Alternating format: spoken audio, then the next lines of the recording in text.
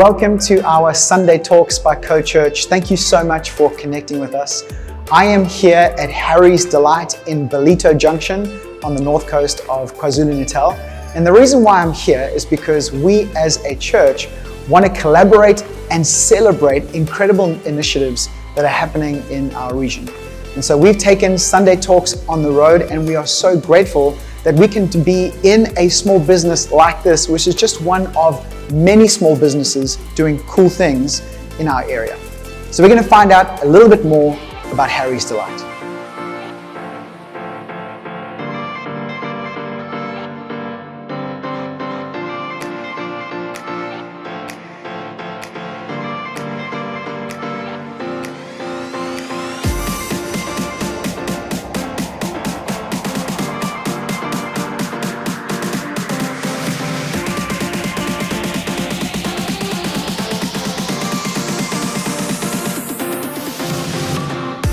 Okay, Nicole, tell me a little bit of the story of Harry's.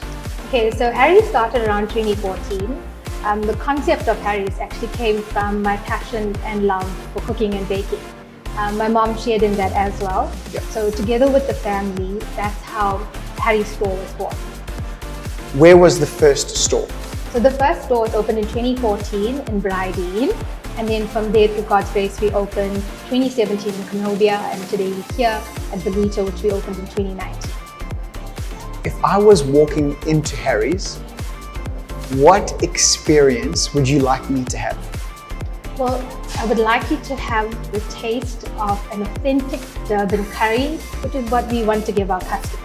You're feeling for that home-cooked meal, that mutton bunny, or that Cornish chicken curry, or that spicy crab curry, you definitely will get it at Harry's. So I've got a question for you. I have been to India myself a few times. What makes a Durban curry different to a curry that I'd find in India? Well, I guess it's the way in which we cook and the love that we put in it, and the South African love that we put in it that makes us special. And the spice blend as well. Talk to me a little bit about what you do. Are you doing takeaways, deliveries? Okay, so in terms of the food products that we offer, there's a wide range of food, from burgers, shawarmas, curries, bunnies, biryani we do as well. And in terms of delivery service, so our stores are on Uber Eats as well as Mr. Delivery, so it makes it very accessible to the customer. What do you love about what you do? The interaction with the customers. Giving that smile, that hello, that warm welcome, and knowing that they're getting satisfaction out of eating our food, and they're getting that home-cooked feeling. How has faith played a role in this business? I think faith's 99.9% of how we opened the stores, and then to go into the mall, which is so our first store is in the more of a construction area. Yeah. So it caters for different type of people. Sure. Then to jump into retail, completely different. And along with jumping into retail, the cost and the expenses and the overhead is way different than what we had with our first store. So the faith and having trust in God and that Him seeing us through, He's only been a miracle working God, I can tell you that. And especially through COVID. Yes. Without His provision over us, gosh, don't want to even think where we would be.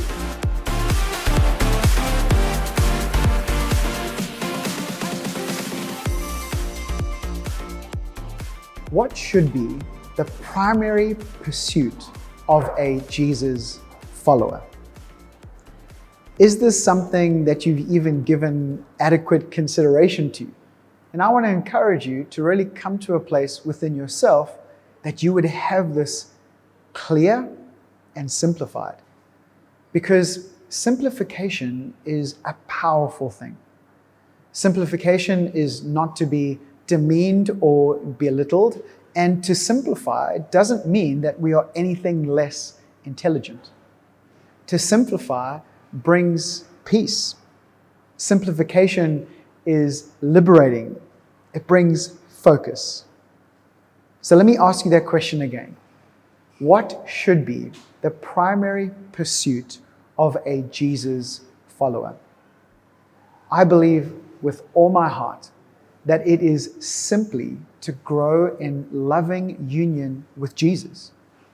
and that loving union being evidenced in our sincere and authentic love for others.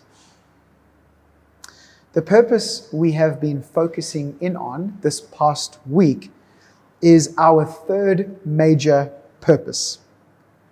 We've looked at the purposes that have been covered in the purpose-driven life. Purpose 1 was that we are planned for God's delight. Purpose 2 is that we are formed for community. And today, purpose 3, the culmination of the week that we've been speaking about, is that we are created to become like Jesus. We've covered over this past week what it looks like to be formed into the nature of Christ, to have that Christ likeness. We've spoken about how we grow. That transformation comes by truth, that it comes actually through times of trouble, and that we actually grow through temptation. Today's talk is simply titled, "It Takes Time." This is a genuine tester for me. I like new beginnings. I like the adventure of starting something. Maybe it's because I can get a little bit bored, but I don't mind change, because change for me is something new, and something new is exciting. My challenge comes in is seeing something through to the end. See, the fruit is ultimately in the long obedience of life. The test of time is my test. I want to read to you from the book of Ecclesiastes from the Bible. Could I encourage you to read Ecclesiastes? You might find it to be a little bit contradictory because it's amazing. And even speaking about purpose, we find that there is this real sense of rawness and almost dismay with life and the life in which we live. But it starts to shift and shape throughout the book. And so it is something that I actually find encouraging because it's real. Ecclesiastes chapter 3 and verse 1 says this: "There is a time for everything and a season for every activity under the heavens." Some of you might know, but I'm going to tell you anyway. I have a growing passion, and it's to grow food. I find the greatest satisfaction in taking a tiny little seed, putting it in the soil, and seeing over time a piece of fruit or a vegetable just appear. You should try it. It's totally satisfying. And I'm in pretty good company, I'd like to admit, because Jesus himself often spoke in agricultural metaphors. Yes, at the time that God chose to enter into humanity in the form of Jesus, it was a society largely driven by agriculture. It was an agrarian society, and so the metaphor was relevant. But the metaphor that Jesus draws upon in speaking about life and faith in relation to agriculture is still relevant today. You cannot rush fruit. And we're speaking about this purpose in that we are created to become more like Jesus. If becoming more like Jesus is the fruit, then we need to appreciate that it just takes time. You cannot rush fruit, as much as I would love to, okay? Because patience is that virtue that I continue to work on a daily basis. But to rush the process of maturing fruit is to actually lose out on the full extent of its flavor. You can, without a doubt, cultivate great environments for fruit to flourish. But at the end of the day, a fruit grows when a fruit grows. It just takes time. It's become somewhat of a sporting cliche as well. You might have heard people in post-match interviews just talking about their successes and how things happened. And you would often hear them say, it's just a part of the process. We focus on our processes and the result takes care of itself. And it's a cliche because there is truth in it. Quite often, we can spend so much of our energy and focus on the fruit, when the fruit is purely just a result of focus on the process. The day in, day out rhythm, this long obedience in the same direction as it's been spoken of before. Now, we love an instant turnaround. We love the overnight success and the breakthrough moment. And yes, growth does take place in momentary breakthroughs, but only if those breakthroughs are in accompaniment with process. I don't see God as being as interested in speed as He is in strength and substance of our maturing. Don't believe the lie. Don't believe the lie that tells you you are failing if you don't have everything now and if you aren't everything you desire to be right now.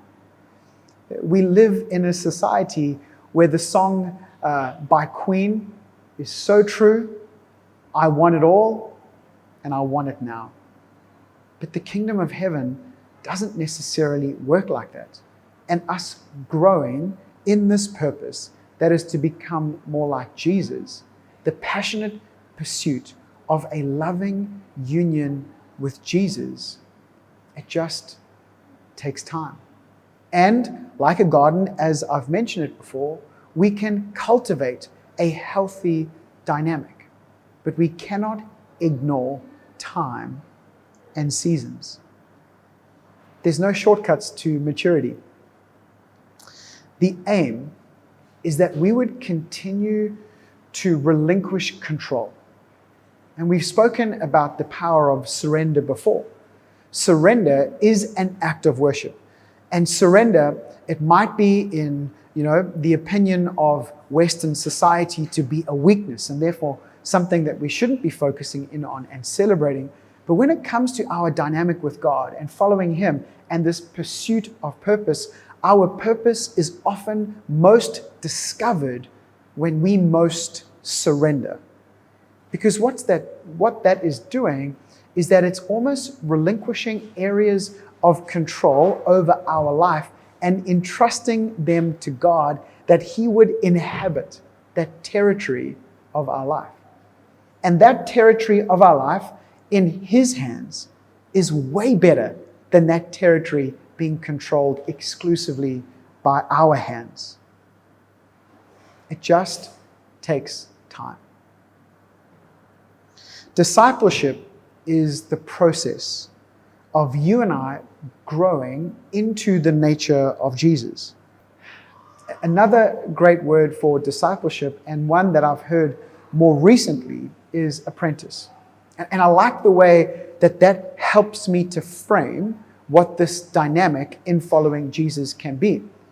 We are to be disciples of Jesus. We are to be apprentices under Jesus. See, what this speaks to is the activity of following Jesus. That to be an apprentice is not just a theoretical position. It's not just us kind of coming to Jesus from an intellectual perspective and that ultimately Him only speaking to our mind and thought, although that be powerful, it is also us living out this following of Jesus in a practical way. That us to be an apprentice of Jesus is to take every aspect of our life, our day in, day out process. The things that we can often deem as being unworthy or nothing to write home about, those are actually the important moments where we, practically speaking, can live out our faith as an apprentice of Jesus that we, even in those mundane moments, can grow more and more into the image and likeness of Jesus. We are created to be in this loving union with Christ. And from this loving union with Christ, we take on who He is. We become more like Him. There is sincerity and authenticity in us living out what we would believe, and we come to life from this place of purpose. I know there are many ways to circumvent nature and time, and we have methods now which enable us to create superficial environments and seasons. But I believe in the rhythm of God. And I believe it is so important for you and I to appreciate that life comes with seasons, both literally and spiritually as well. And to recognize those cycles and those seasons that we find ourselves in. And it's why I have been speaking so strongly to our faith community and to anyone who would be listening to these, that it is so important for you and I to settle into and find a rhythm that is daily, a rhythm that finds its place in the seasons of life, but anchors our lives to this loving union with Jesus. And that from this place of rhythm, through the course of time, appreciating the value of it taking time, that we would come to full maturity in Jesus. Find your rhythm, settle your rhythm, and trust in the process. Let me bring this to a close. Philippians chapter 1, and I'm reading from the Passion Translation, verse 6. I pray with great faith for you, because I'm fully convinced the one who began the glorious work in you will faithfully continue the process of maturing you, and will put His finishing touches to it until the unveiling of our Lord Jesus Christ. He's the one who began something in you. Let's allow Him to continue that work in our lives. As we choose to abide in Him, as we choose to apprentice under Him, as we choose to live this out in a practical sense, let Him complete the work. Surrender, relinquish control so that He can take territory in our lives. And may His will and purpose be done in every single one of us.